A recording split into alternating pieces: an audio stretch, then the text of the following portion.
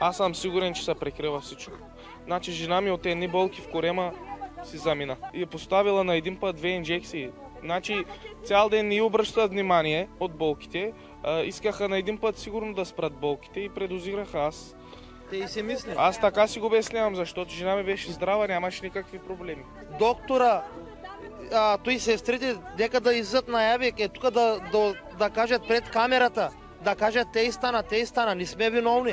В неделя помолих близките на родилката да остане за още един ден при нас, за да може да сезирам прокуратурата и да бъде извършена съдебно-медицинска експертиза. Днес ще дойде медицинския надзор. Това е органа на министъра на здравеопазването, независим орган. Прокуратурата вече работи заедно с полицията. Паралелно с това се извършва вътрешна проверка в болницата. Тук няма да има наказане, аз съм сигурен.